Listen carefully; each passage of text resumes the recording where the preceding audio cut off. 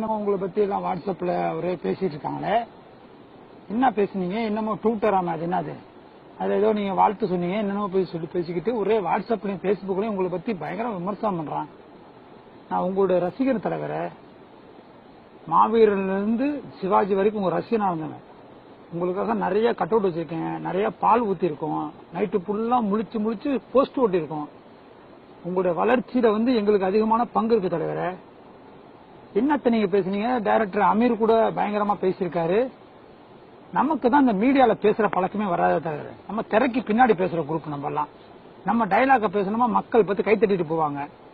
நீங்க பாட்டுக்கு ஏதாவது ஒண்ணு சொல்லிக்கிட்டு இருக்கீங்க, ஒரே திட்டாங்க உங்களை போட்டு. நம்ம வாய்ஸ் தான் 96ல நார் அடிச்சுட்டாங்க தமிழ்நாடு மக்கள். தமிழ்நாட்டை காப்பாற்ற முடியாது நீங்க திருப்பி 2001 நம்ம ஆட்சியில உட்காந்துருச்சு. அப்பயே நம்ம வாய்ஸ் பல்பாகி போச்சு. நமக்கு எதுக்கு தலைவர் இதெல்லாம்? உங்களை நம்பி எவ்வளவு ரசிகர் இருக்கோம் நாங்களாம். நம்ம குடும்பத்திலே 7 விழுந்து போச்சு.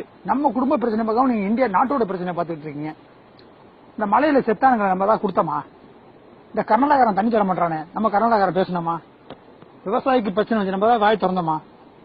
நமக்கு ஏன் தலைவர நமக்கு இந்த வம்போலாம்? கபாலிய படத்துல 2000 ரூபாய் சம்பாதிச்சோம். இப்ப இந்த பஞ்சு மிட்டாய் கடல்ல நோட்டு வந்திருக்கு பாருங்க, அடுத்த படத்துக்கு 4000 ரூபாய் சம்பாதிக்கணும். அதுதான் நம்ம வேலை. அதை விட்டுப்பட்டு எதுக்கு நமக்கு தேவையில்லாத வேலை?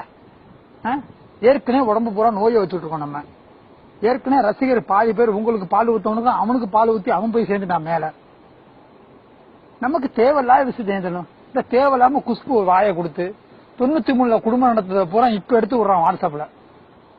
கடைசியில அவன் குடும்பத்துல பிரச்சனை ஆகி போச்சு. இப்ப இது தேவையா நமக்கு? நமக்கு தேவையில்ல தலைவரை. நம்ம எப்படி கருப்பு பணத்தை ஒளிய வைக்கலான்றதை மட்டும் சொல்லுங்க. ஏன்னா உங்களால நம்ம பேர் இழந்துட்டான். நீங்க அரசியலுக்கு வருவீங்க நீங்க வந்ததுக்கு அப்புறம் நம்ம மேலே ஏறலாம்னு நினைச்சோம். கடைசியில பிச்சைக்காரனாகி வெளிநாட்டுக்கு ஓடியான்ட்டோம் நாங்க சம்பாதிக்கிறதுக்கு. போதுண்டா சாமி, இவரு அரசியலுக்கு வரமாட்டாரு, நம்மள தெருவில் பிச்சை கூடுவான்னு சொல்லிட்டு எல்லாத்தையும் இழந்துட்டோம் உங்களால. அதனால பொத்திக்கிட்டு நம்ம இருப்ப தலைவர, நம்ம படத்துல மட்டும் டயலாக் பேசுவோம், நெருப்புடா அப்படின்னு சொல்லி.